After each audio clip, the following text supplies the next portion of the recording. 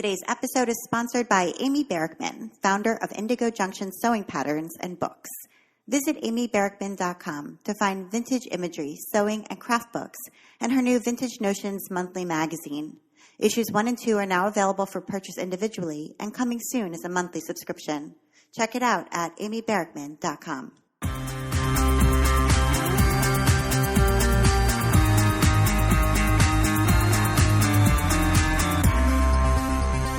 Welcome to episode 68 of the While She Naps podcast. I'm Abby Glassenberg. Today, we're talking about sewing your own clothes with my guest, Heather Liu. Heather Liu is a Montreal-based sewing pattern designer and blogger who says that learning to sew changed her life. Heather was once a shopaholic, Vogue-reading fashion obsessive, a lifestyle that led her with a packed closet but nothing to wear and a whole lot of consumer debt.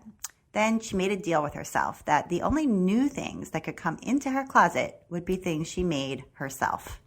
Sewing quickly took over her life, and today Heather's a successful sewing pattern designer and blogger at Closet Case Files. Heather Liu, welcome. Hi, Abby. Thank you so much for having me. Yeah, thanks so much for coming on the show. So I'm going to start way back. Where did you grow up? I grew up in a blue-collar industrial town called Windsor, Ontario. So it's just across the river from Detroit. And did you have siblings? Yes, I have a huge kind of weird blended Brady Bunch family. So I have 2 older brothers, a half-sister, and then a stepbrother and a stepsister. Okay. Wow. That's a lot of siblings. That's a lot of siblings. Yeah. Yeah. And a lot of Christmas presents to make. Yeah. Yeah. And what did your parents do for work? So my father... it started working when he was in my mother got pregnant when she was 16. So they got married basically right out of high school. And so my father had gone to university and then he had gotten a job temporarily working at one of the auto plants. But the story is that he worked 2 days and had a psychological breakdown and could never go back again. And so he ended up starting a life insurance business. And so he's been a financial planner, insurance salesman for the last 30 years.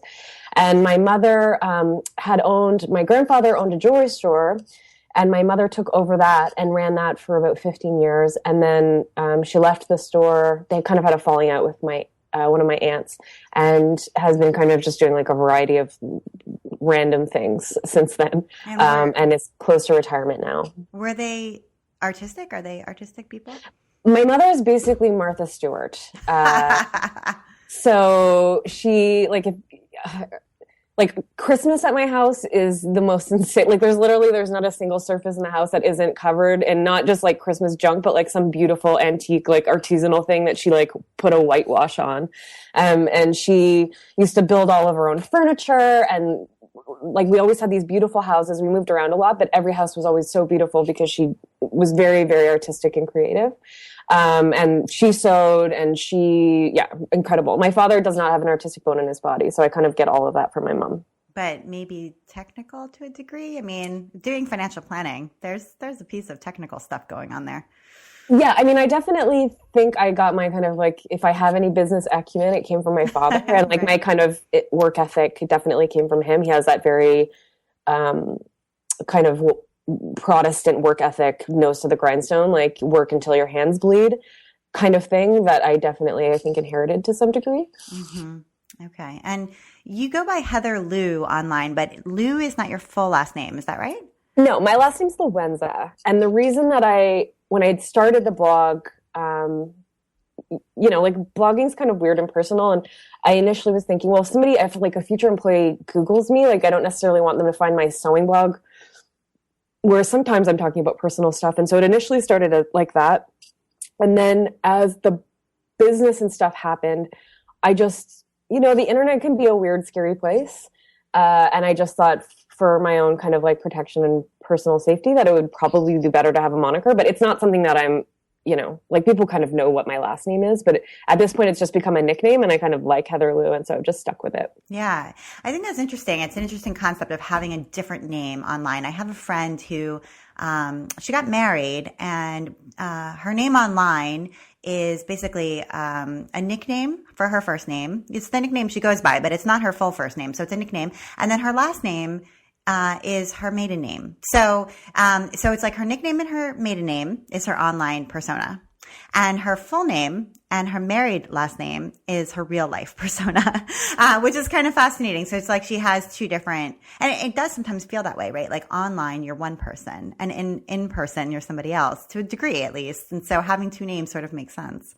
I really like it. I do feel like it creates like a separation between church and state or something. Right. Like I can have this online persona but it's, you know, it is who I am. It's a part of who I am, but ultimately like I'm this other person too that exists in the real world.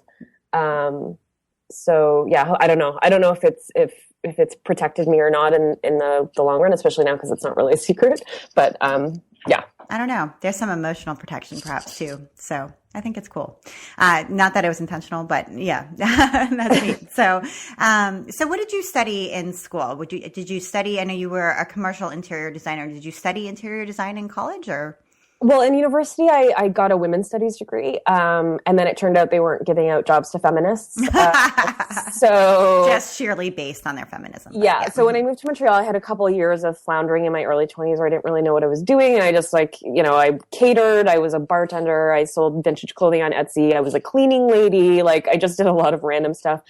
And in Quebec, college is free. So university is very inexpensive, but like trade school is free. And so I thought, well, I'll go for a semester and just see, you know, I had been interested in design for a long time and I kind of oscillated between doing interior or fashion design. And I thought, well, I really love interior design. It means I won't have to work in the fashion industry, which I had a lot of friends doing. And I knew it was a bit of a nightmare. And I'll just see how it goes. And I ended up really falling in love with it. And so I did a three-year degree in interior design and then ended up working as a commercial interior designer for almost 6 years. Wow. Okay. That's neat. That's neat that it's free. I didn't realize that. That's kind of cool. I'm not in all of Canada, just in Quebec, because we're a little bit more of a socialist province. But yeah. That is cool. That's a neat opportunity. Yeah. Okay. And so you took the job as the commercial interior designer right out of school then? Yeah, basically, like I started working almost before I was finished school. Right. And you were designing the interior of shopping malls. Is that right? Yeah, I mean, we did a little bit of everything. So I had, you know, I've designed restaurants and cafes and office spaces, but the bulk of of our firm's business was doing high-end shopping centers. So we did most of our projects were in North America, but I did a really crazy project in Qatar, this like multi-million-dollar luxury shopping center that ended up just being empty because there weren't enough people to shop there. But yeah, most of the stuff we did was shopping centers, which was, I mean, from a design perspective, it got really boring because people treat shopping centers like, you know, kids jump on furniture, like everything had to be bulletproof. So you couldn't really, there were really strict parameters that you had to work within. And then on top of that, you know, like I was designing these churches to consumerism at the same time that I had kind of discovered sewing and had made a promise to stop buying new clothing. And so I would be wearing, you know, a dress in a meeting that I had made from a vintage pattern using vintage fabric, and then go into this meeting with, you know, the owner of the shopping center that was this like multi-million-dollar project that was just generated to get people to buy consumer goods. It was just this like weird dichotomy that I had to live in for a couple of years.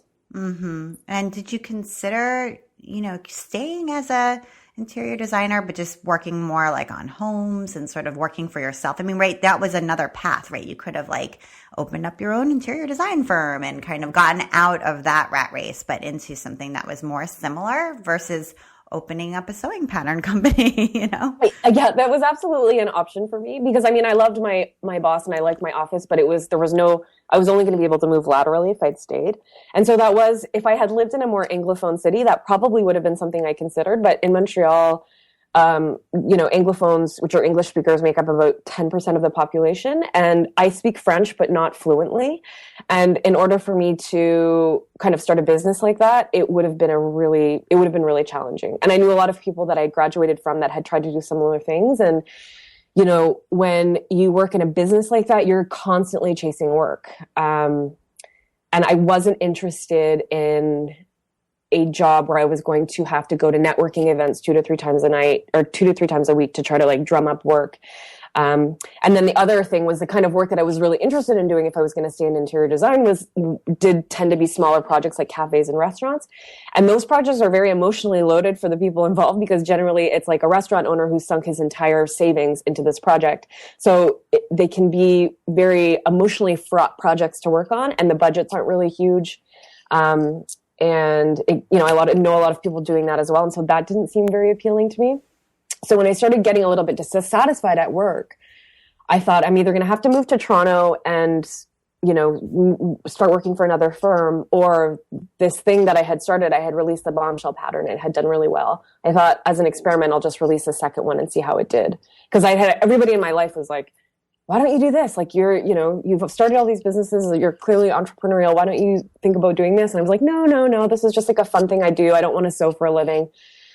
And I just kind of had this moment where I was like, maybe I should try. And so the second pattern did really well too. And that was what kind of started the gears turning, that this could become a business. Right. Okay. So I want to we're going to talk about both of those patterns and how they kind of shaped what went on afterward. But I just want to go back a little bit to Montreal itself. So you live in Montreal, and I just wondered what the art and craft scene is like there.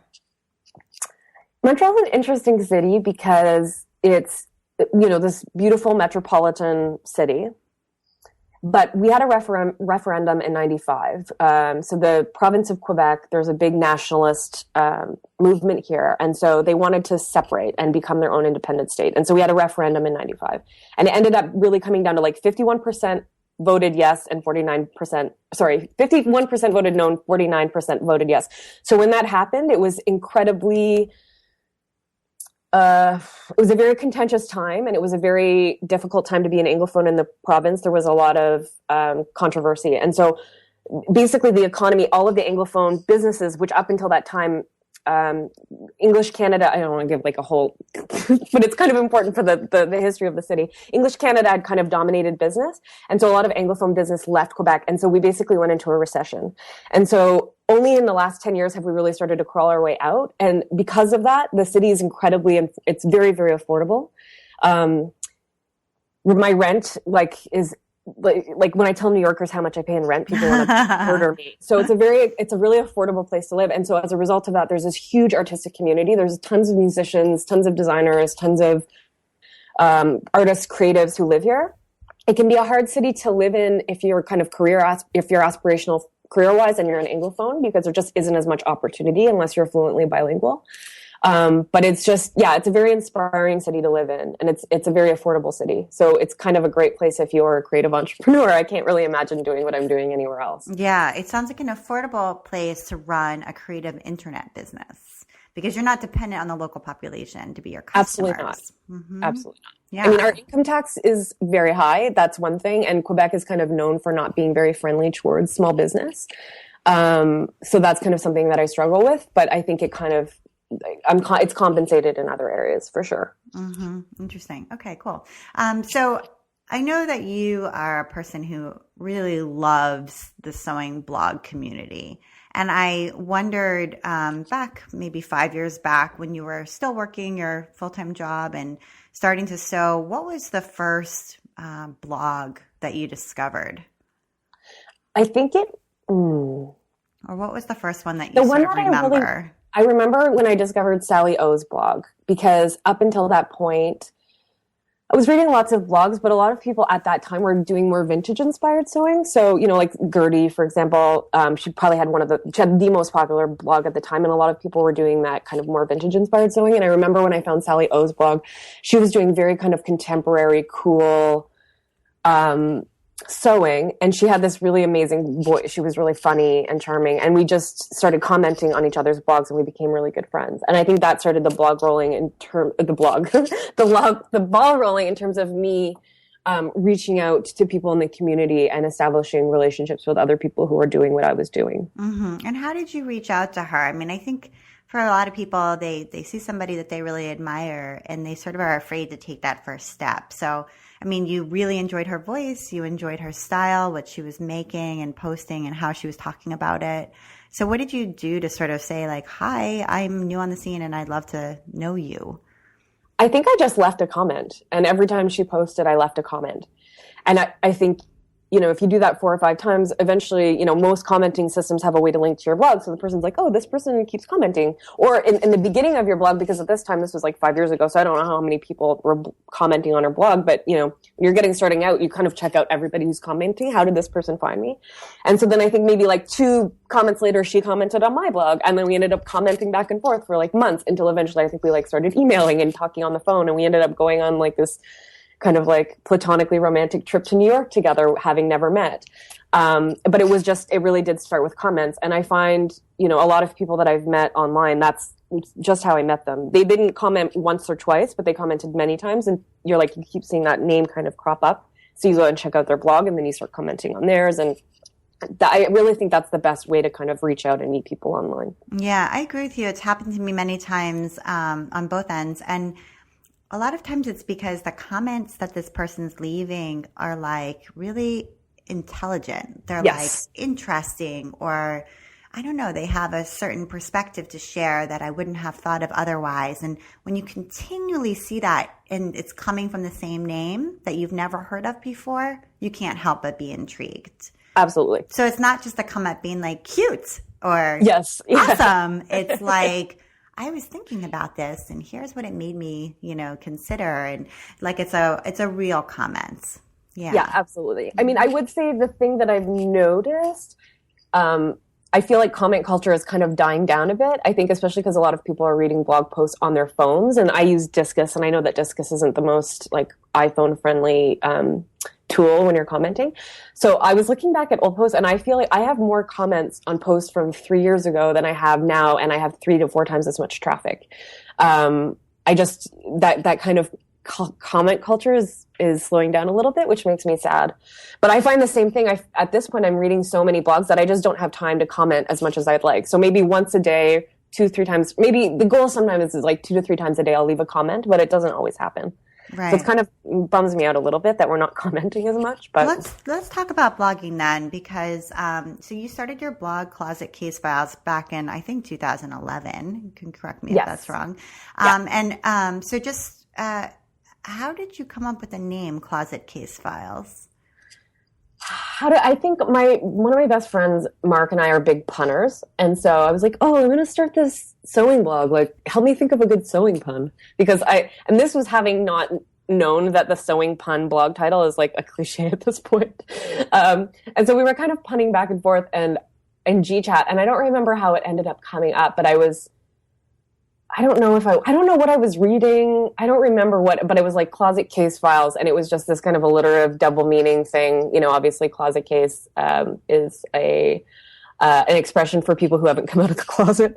But then I was thinking case files. I don't know. It was really one of those random things that just comes in your mind. And to this day, I question whether or not I should have renamed my company when I decided to make it more of a thing. But at that point, I looked into doing it, and it was just my Google like SEO rankings were really good.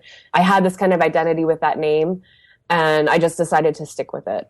You're talking to somebody whose online name is While She Naps. Okay, so and who's been blogging since 2005, and therefore can never change it. So I understand.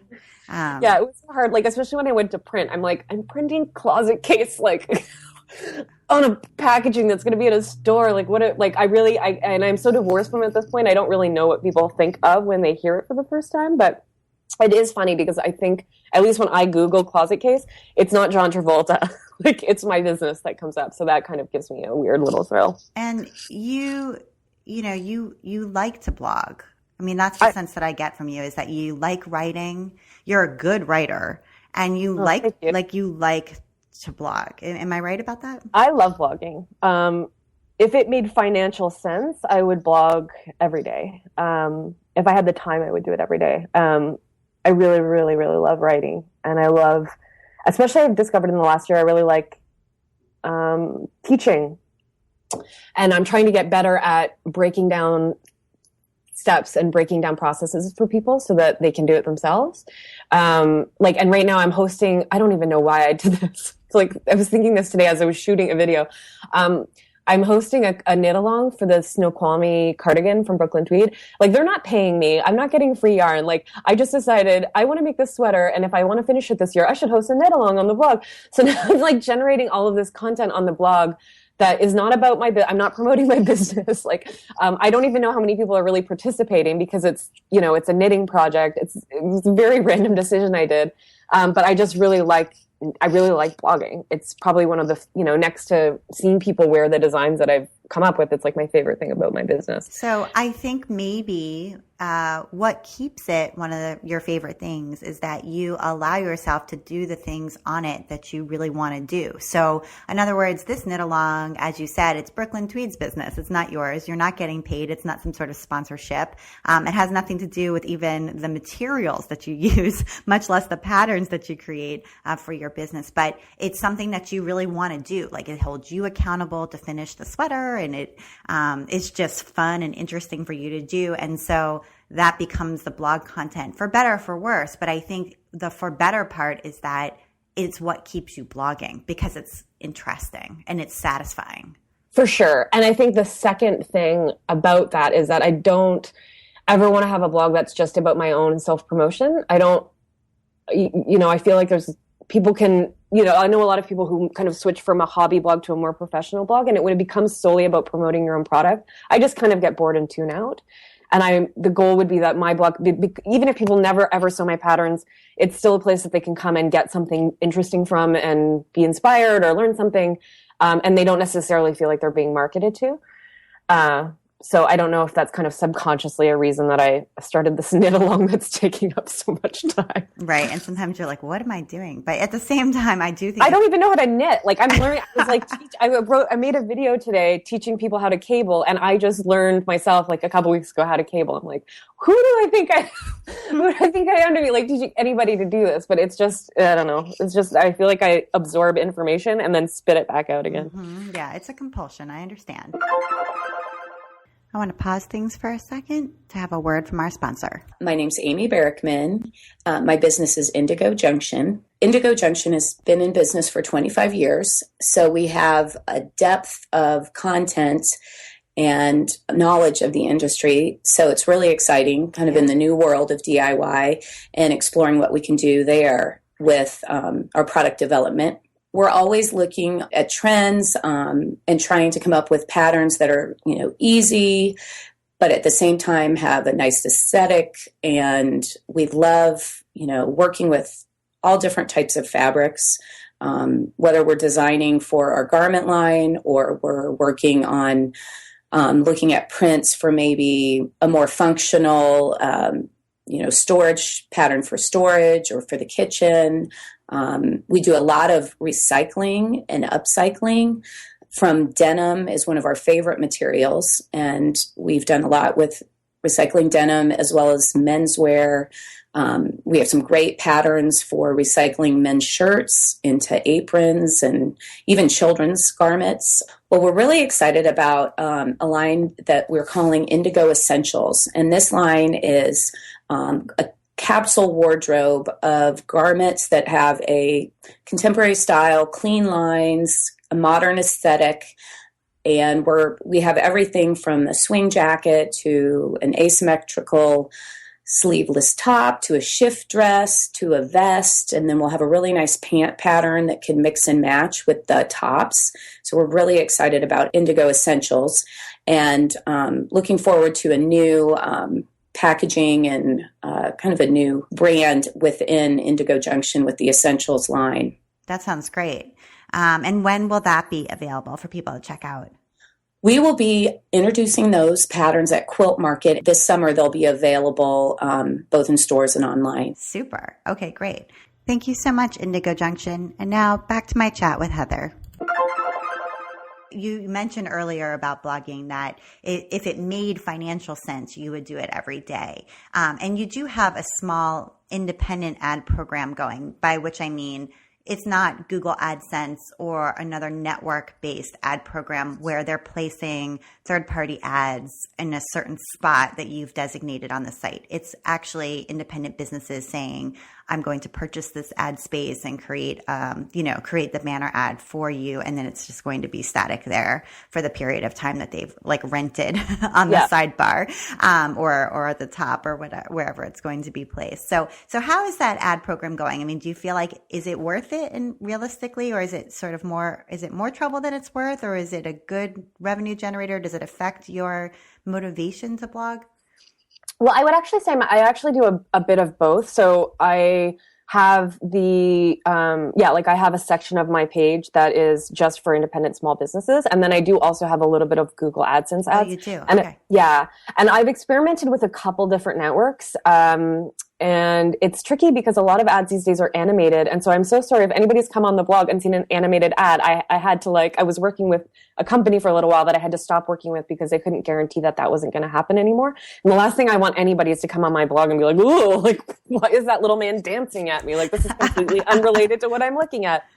So I do have a little bit of Google AdSense. And I would say per month, I'm probably making, I don't know, maybe $100 or $50 a month from Google AdSense ads. It's not very much, but over the course of the year, it's $1,200-$1,500. It really does help. I spend a lot of money doing blog design and maintenance and stuff like that. So even just to offset the costs of operating this online site.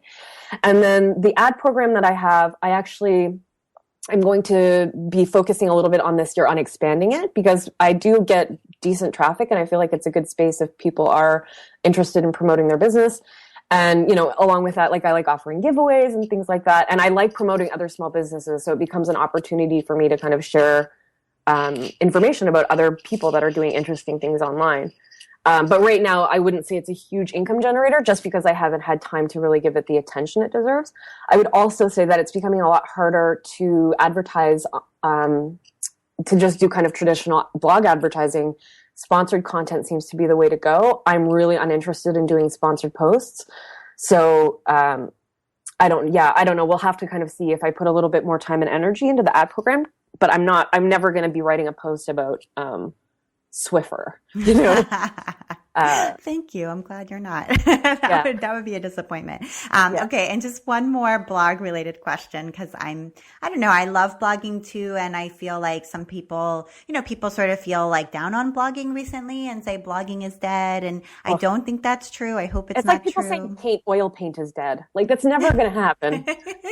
I think that, it goes back to this, not to cut you off, but it does go back to this thing about what I was saying about kind of comment culture dying a little bit. I think that, the microblogging movement, so the desire to be on Instagram is really taking over. I know a lot of sewing bloggers who don't really blog anymore. They're just sharing the things that they make on Instagram. And that's totally viable, but my blog is growing every year. Every month I'm getting more traffic. So and from my point of view, I wouldn't say that blogging's dead. I just think that for people who are maybe more casual about it, it's more fun and easier for them to just share things on Instagram.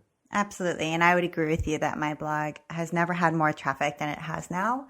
And so it is possible to continue to grow a blog and have an active comment culture, which I have, and you have on a blog even in 2016. So the question I was going to ask was about the pop-up, because you and I had a quick conversation on email a few months ago maybe about the Hello Bar pop-up, which is a polite pop-up. It's a slider. It slides across your page and it asks people, you can have whatever you want there, but both of us have it asking people to subscribe to our email list. And you asked whether I thought it was worthwhile, and I said, give it a try and see what you think. You can always turn it off. So I see it's still on. So was it worthwhile?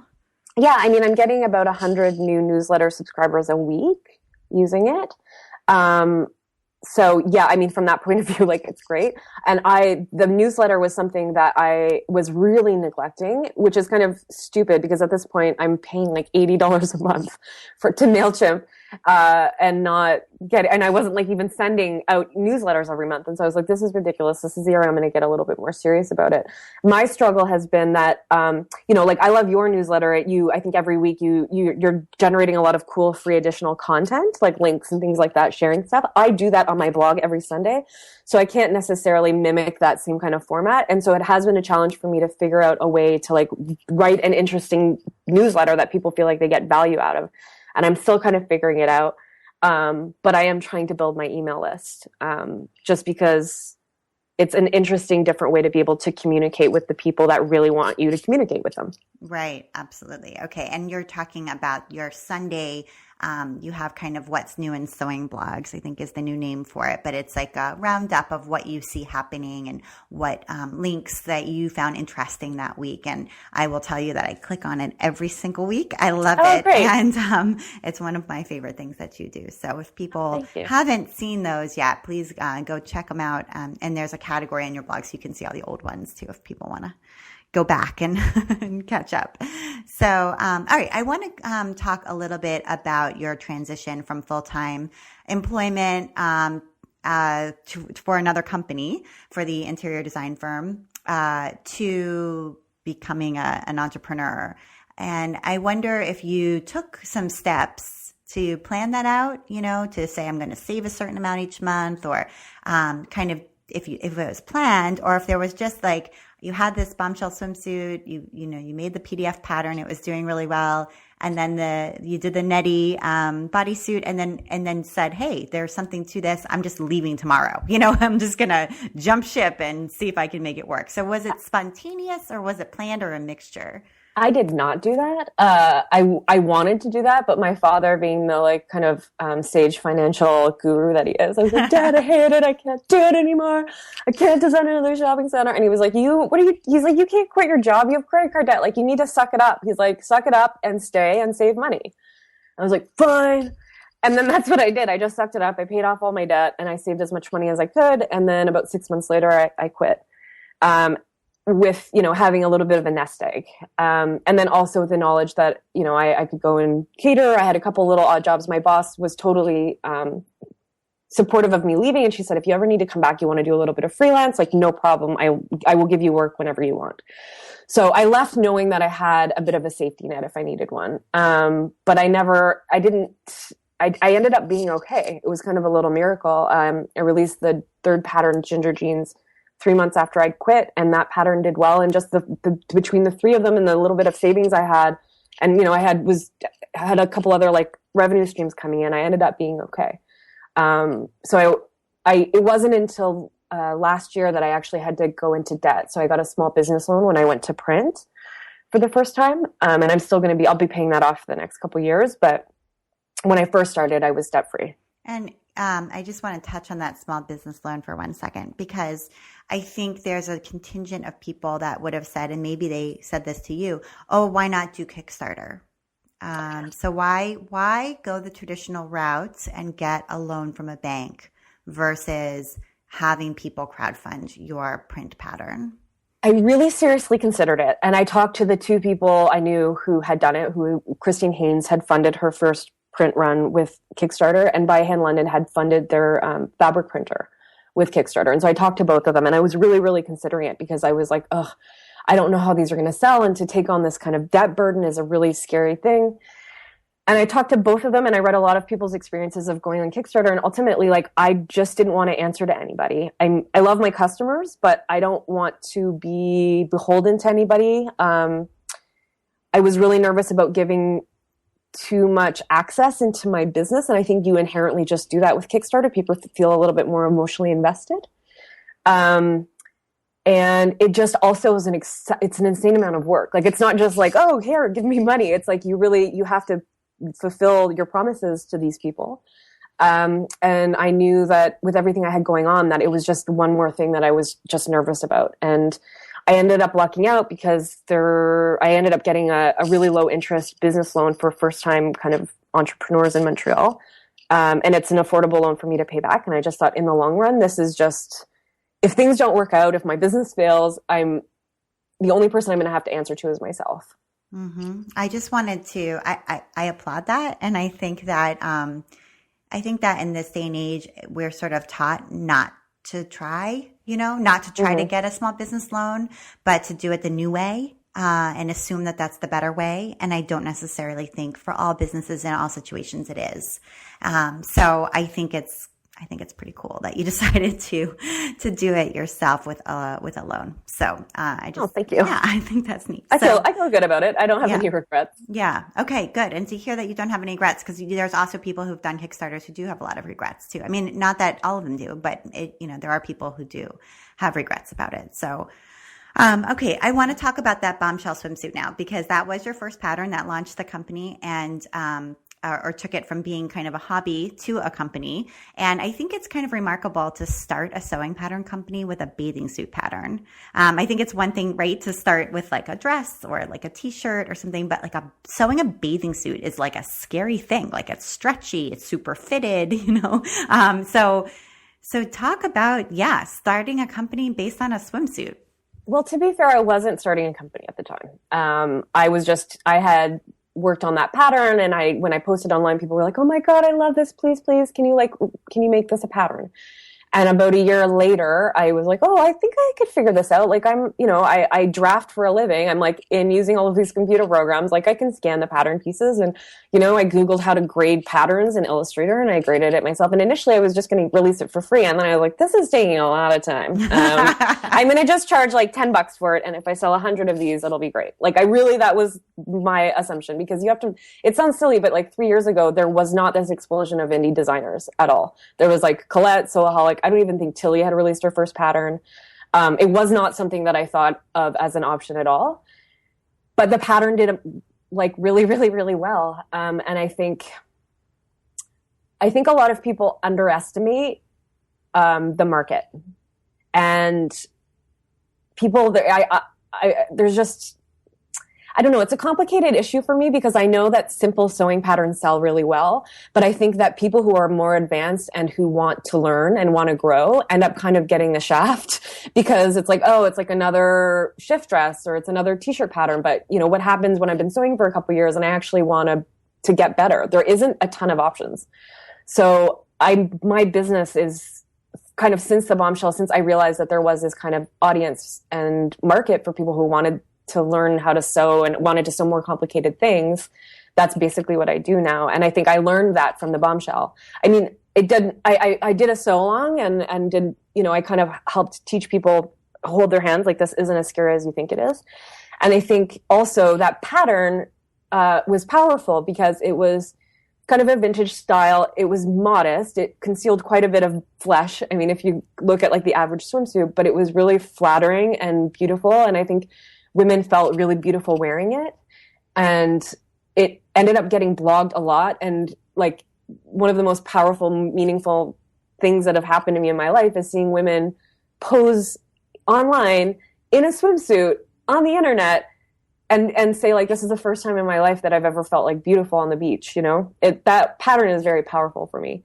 I don't know if that answers your question. Yeah, no, it does. But, and I know you've said that when you sew, you get to know your body really well.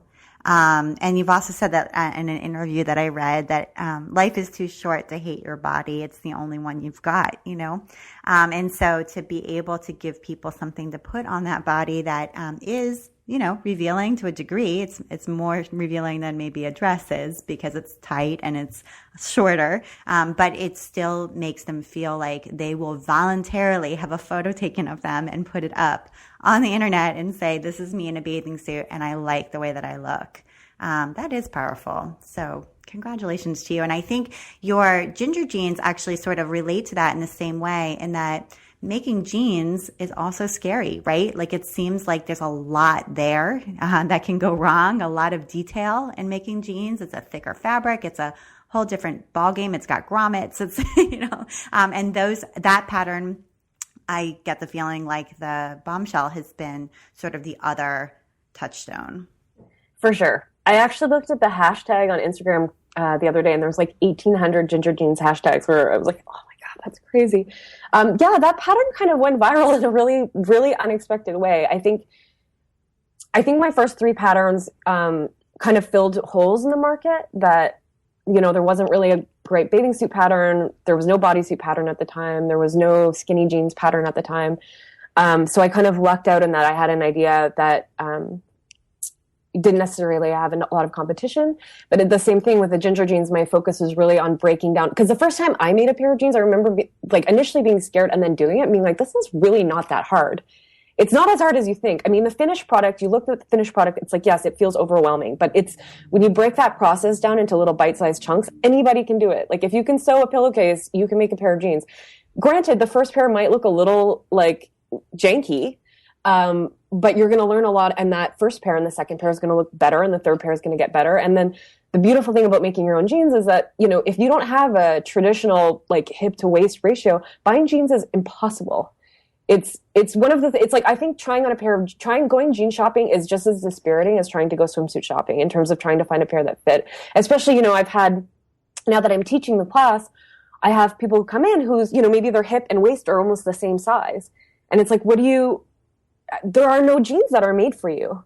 There's nothing. Like I had a customer or like a student who said, you know, like basically she has to go into this store called Northern Reflections, which in Canada is like the place that you go to get like fleece sweatshirts with loons airbrushed on them. Like it's really like, you know, not as an insult to mom, but it's like a bit of a grandma store. And like that was the only place that she could go to buy jeans, and they still didn't fit her. And we were both kind of crying because we figured out how to make these jeans fit her, and they looked awesome. And for like the first time in her life, she had a pair of jeans that fit. And it's just, that feeling is so empowering, and it translates into so many different areas of your life.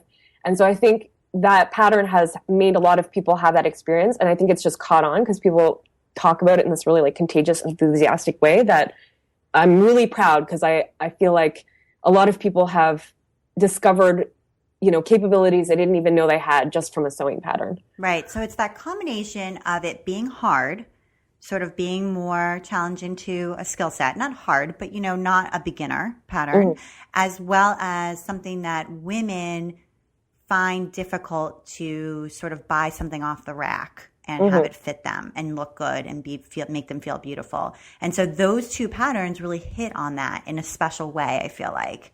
And that combination is like your signature. That's what your patterns are about, right? It's like, I can get this and make this, and it will be both challenging to my skills and will be something that is custom to me, and I'll finally feel good in this piece of clothing that's traditionally really hard to find. Yeah, and now the stress that I put on myself is like, how do I make lightning strike at this time? Right, exactly. You know, and let's talk about that a little bit too, because, right, so what happens inevitably, and this happens to everybody who makes anything, when you make a lot of things, right, some of them do better than others. And some of them, in your case, like, as you said, go viral. Like, everybody's got it and everybody's talking about it. But not everything is going to do that. So to me, I find like the next thing you make to be the hardest one, right? The thing you make after the viral thing is actually the hardest thing, because you have so much pressure on yourself to get back in the chair and do the next thing, and all the expectations that people are thinking about. So how do you deal with that feeling? I don't even know, Abby. I question myself a lot. I start a lot of projects and put them aside. I've had like 3 patterns that I've started and gotten all the way, like almost the way to testing, and then being like, no, I'm not going to do this right now because I'm too filled with self-doubt. I think at some point you just have to kind of get going and you just have to finish it. It's hard. It's really hard. And I feel like now too, there's so much competition. There's so many people doing what I'm doing that it's a lot harder to stand out, and it's a lot harder to have original ideas, and it's a lot harder to be kind of heard. So it's something that I don't really have an answer. Like, I'm still figuring it out. I've got plans to release 4, hopefully 5, we'll see, patterns this year. And what they say is that, 10% of what you release funds the other 90%. So if I have one pattern a year that does really well, that'll be the one that kind of lets me float the other 3, but you just never know which ones are going to do well and which ones aren't. That's right. And I think that is very true. That 10% idea is definitely true. And so I want to talk a little bit about that flood, right? There's so many indie pattern designers now. Even in the last, you kind of came on the scene 2011, 2012, released the pattern. I think the first one was in 2013 maybe. And so so that's 3 years, 2013 to 2016. So even in that period of time, you're saying that it's really changed. The scene has changed. It's become more crowded, more difficult to be seen and heard. And I want to talk about that in comparison to sort of what's happened to the big four. And by the big four, I mean like Simplicity, McCall's, Vogue, Butterick. So when you look at them, if they came to you and said, and maybe they haven't, I don't know, but that said, Heather, we want to license the Bombshell, or we want to license your next one, whatever it's going to be. Would you turn them down, or would you say yes? Like, how do you feel about them? I don't know yet. It's something I've definitely considered. I haven't been approached. I've considered approaching them because I think, the benefit of the big four is that you're getting into every big fabric store in North America. It's just giving you kind of access. I've also heard that you don't make that much money. So I don't know. If I did ever do it, it would be with it wouldn't be with existing patterns. I think it would probably be with maybe similar to like what Liesl & Co are doing, which is, it's really like its own line. But my team, I mean, I have an assistant now, but between the two of us, we're still burning the midnight oil. Like I can't imagine designing like an additional 3 or 4 on top of the ones that we're already doing. So I don't know. It's something that I would consider. But for now, I'm kind of happy just having my own little company. In regards to the other label, yeah, sorry. I don't know if you had a question about that. Yeah, no, I was going to ask whether, I guess with so many independent designers on the scene, I just wonder, and there's no way to know sort of if the buying behavior of the pattern buying public has actually significantly shifted, and there's no way to know what their, what their statistics are at the big four in comparison to where they were, in 2010, let's say, before this big flood came on. But I do wonder, how it must have, I would have to, I don't know because I don't work there. I would have to say that their sales have decreased because all of the sewing blogs that I follow, 90% of the people I follow sew indie designs almost exclusively. But I wonder if that's just bloggers. Do you know what I mean? Like we're a self-selected group. And so that's not the majority of sewers, right? That's just this one. I don't know. So it's so hard to say. It's hard to say. I know that I have heard that they have really expanded into things like historical and costuming. So I don't know if that's a result, if that's a reaction to this kind of explosion of indie pattern designs. I'm really not sure. But I think that the two can exist. It's not like, Star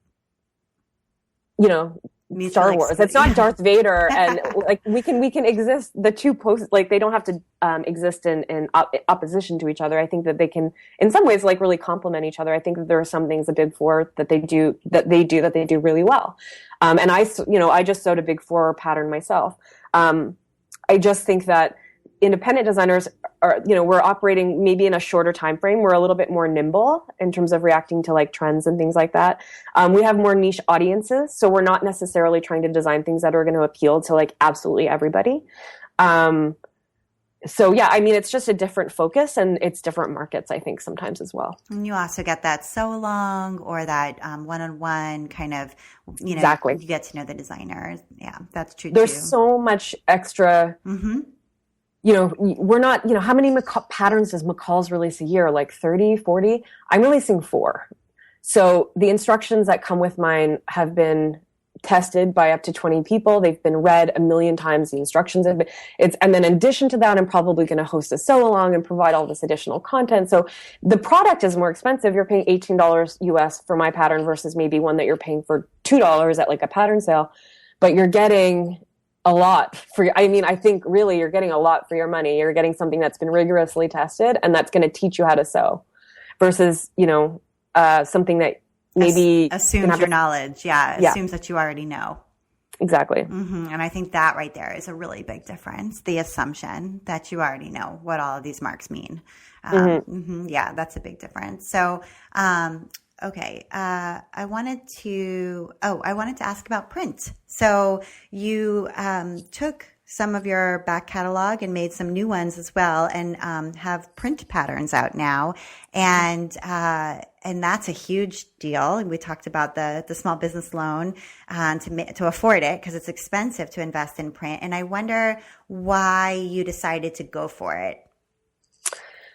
It was a few things. I think I'll be honest. I think I'm not professionally trained. This is something that I've like really taught myself how to do. And I wanted people to take me seriously. I think there can be a little bit of judgment about people who are self-taught. And I know how good my product is. I know how much time and effort and testing and all of that stuff goes into it. And I think going to print does give you credibility. In addition to that, I think there's something really lovely about somebody walking into a shop that maybe doesn't read blogs. Maybe they're walking down the street, you know, they're in Seattle and they walk by District Fabric and they're like, oh, I want to sew. Yeah, sewing, that looks like fun. And they walk in and they pick up a pattern. And that's the thing that they use, you know, or they're like, jeans, I didn't know I could make jeans. I think there's something very appealing about that transaction. So I think it was the combination of reaching out to people who I couldn't maybe get to ordinarily because they're not online, wanting my business to be kind of reputable and credible. And the third is also with print patterns, I can do more complicated big patterns because people, you know, like a coat, I just released a coat pattern in the fall and it's 80 pages to print at home, but you can buy the paper pattern and you don't have to worry about printing. So it gives me a little bit more flexibility in terms of the kind of patterns that I offer. So it was kind of those three things that led to the print decision. And it's definitely been interesting. There's been a huge learning curve. I'm not shipping from Canada. I have a courier that brings my packages to the US. So all of my US packages are actually shipped using the United States Postal Service. Dealing with international shipping has been its own thing. Having a wholesale system and working with independent stores, and I'm starting to work with one distributor has been a huge learning curve. It's really kind of changed my business. On the other hand, when I was working on my business plan and looking at the numbers and trying to figure out like, okay, how am I going to afford this? I was laughing because I was looking at my sales last year of my projections of what I thought paper patterns were going to actually take up of my sales. And I was so wrong. Like, I really thought that they were going to exceed PDF patterns in terms of sales, but that's not the case. Like, they're you know, a decent part of the sales that I make on a monthly basis, but PDFs still sell far more than the print patterns do. Except when I have like a big paper, and I'm not speaking for every other company, but at least for mine, it could change when I have like, you know, it does change when I have a big launch, like a big new pattern comes out, or, you know, you have sales and stuff like that. But I would say, yeah, for the most part, it's still PDF mostly. Mm-hmm. And I don't know how much of that is because people have come to associate you as a person who creates PDFs, and so they assume and come there directly for that, or how much of that is just the nature of the way we buy things now and what we expect. So I don't know. But that is interesting to hear. And so are you going to continue? I mean, do you feel like... Yeah. Oh, yeah. I have no plans to stop. I think I'm probably not going to go to print for every single pattern just because it is expensive, and the smaller, you know, I have a couple ideas for smaller, maybe slightly simpler sewing patterns that you could print out with like 20 or 30 pages and it would take 20 minutes to assemble. So it doesn't necessarily make sense. And I have so many ideas that I'm like, if I actually want to do all of these, there's absolutely no way I'm going to go to print for it. And there's absolutely no way I have room in my apartment for all of this stock. So, yeah, it's just kind of picking my battles and doing a little mix of both, I think. Mm-hmm. Okay, so who do you admire right now in the sewing scene or in the creative small business scene? It doesn't have to be sewing necessarily, but who is doing something that you feel like, wow, everything they do, I really love it. You know, it's really new or it's fresh, it's innovative. Does anybody come to mind? Well, I think I have two kind of cliche answers to that. And I would say Sareen Mitnick is...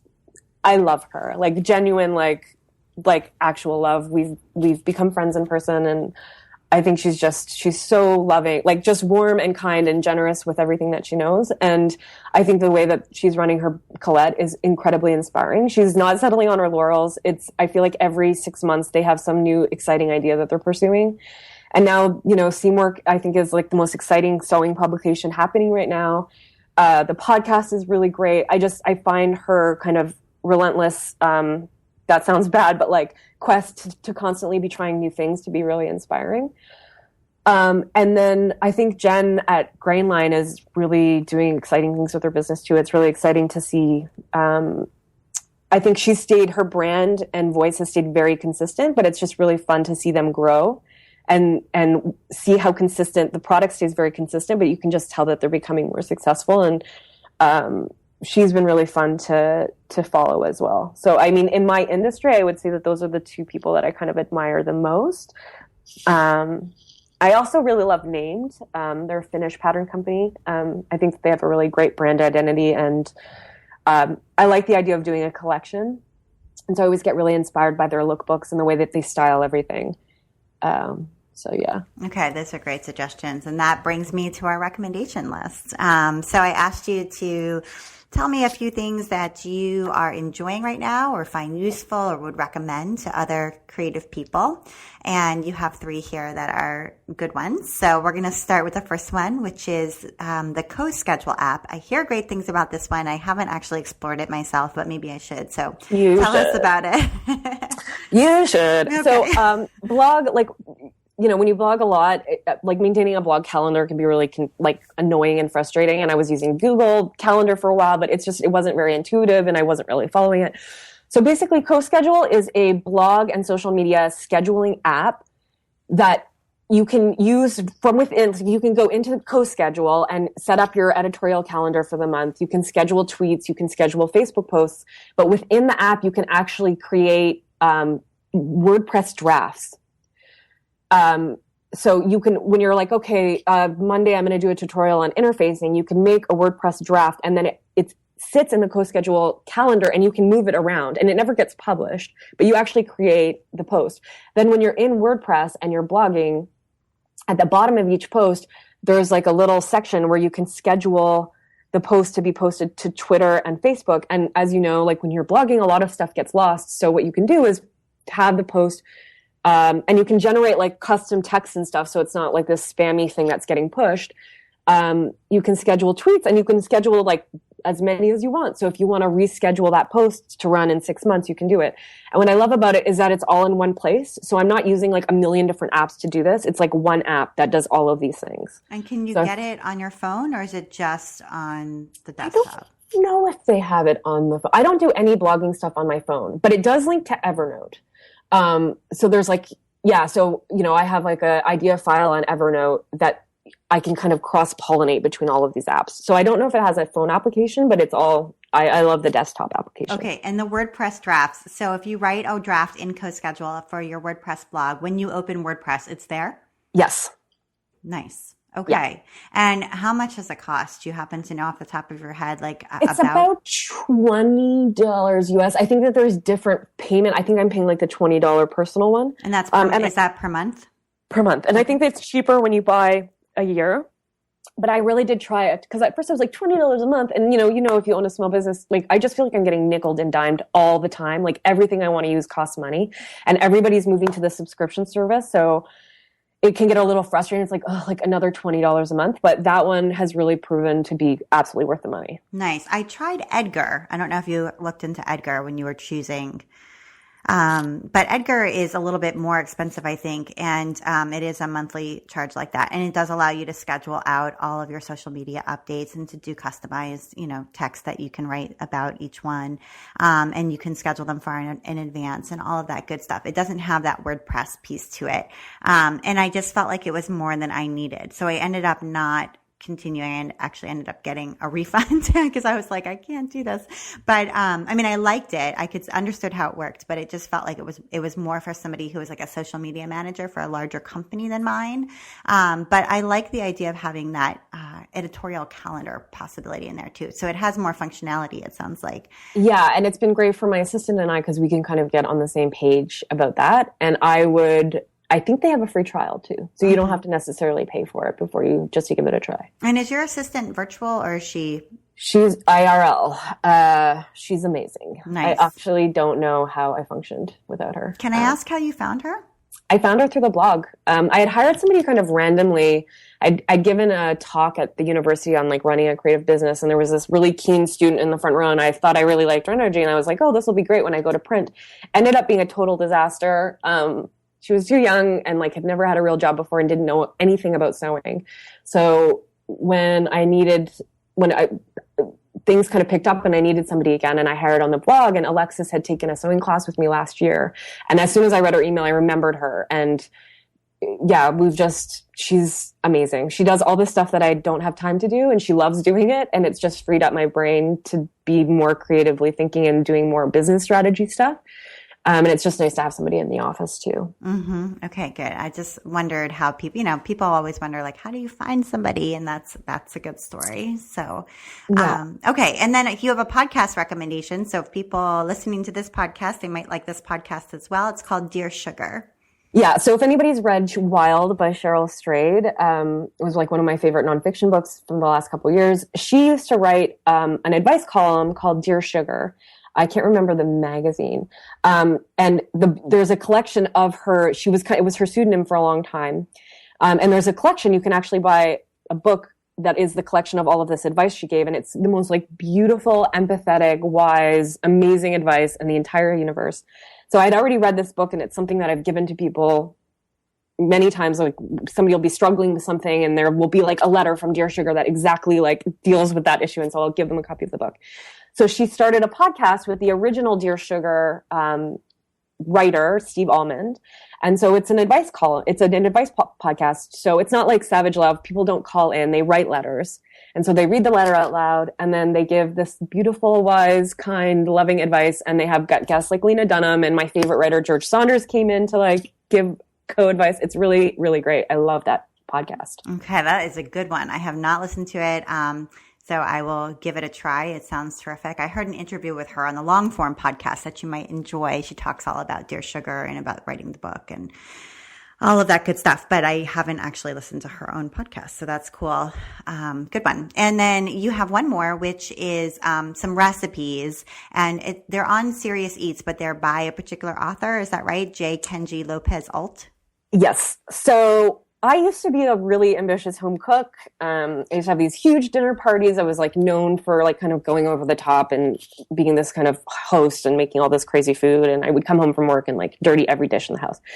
And then I discovered sewing and started eating ramen 3 nights a week. Like it really took over. So my cooking has really I've been part of my plans for this year of kind of having more of a work-life balance is cooking again. And so I don't know if you ever read the cooking magazine Cooks Illustrated. Yeah. But okay. So Cooks Illustrated, for those of you who don't know, is basically they have this thing called America's Test Kitchen. And so if they're going to make fried chicken, they're going to make fried chicken a million different ways. It's like science. It's like science. Like, and then they're going to tell you like the ultimate way to like make fried chicken. Yes. But there's this kind of like prairie home companion vibe to Cooks Illustrated that it can be like a little like twee sometimes.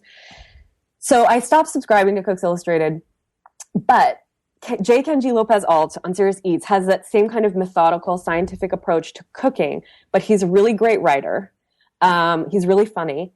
And literally every single recipe that he's put on that website is like the best thing you've ever had in your life. Like the meatloaf recipe is like mind-blowing. It's so good. And so now I don't even really look at anything else. I'll just Google like, what do I feel like eating? Hamburgers, J. Kenji Lopez Alt, and see his recipe on Serious Eats, and it'll be like the best hamburger ever.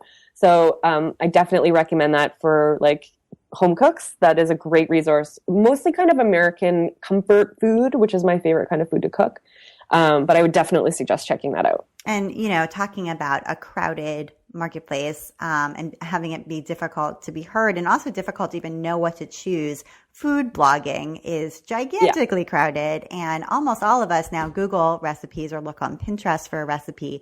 But it's so hard to know because everyone's got beautiful photos now and everyone's got a SEO optimized blog now. And everyone's got this, it's just so wonderful looking and it's impossible to know if it's good or not. And so we end up in this spot where, having a recommendation or being able to pay for something again is worth it. I would also say that if anybody's likes his cooking, he just released a cookbook that I haven't, it's quite expensive in Canada, so I haven't purchased it yet, but it's like on my list and it's a huge cookbook and I'm actually I don't know, maybe it'll be my treat this week to get it because I really, really want it. But he also has a cookbook. Someone needs to get that for you. That sounds like something you need. Well, Heather, thank you so much for taking the time to be on the While She Naps podcast. It's been really great talking with you.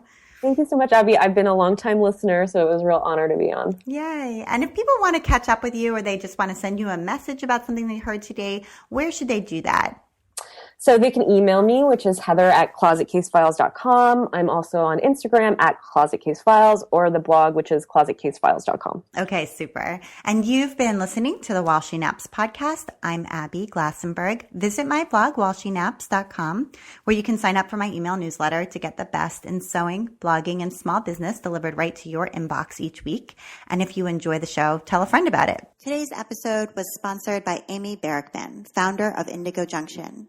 AmyBarackman.com is your resource for vintage inspiration, including digital fabric and textile art, and sewing and craft patterns and books. Amy inspires makers to explore their own creative spirit and experiment with the latest sewing and crafting techniques.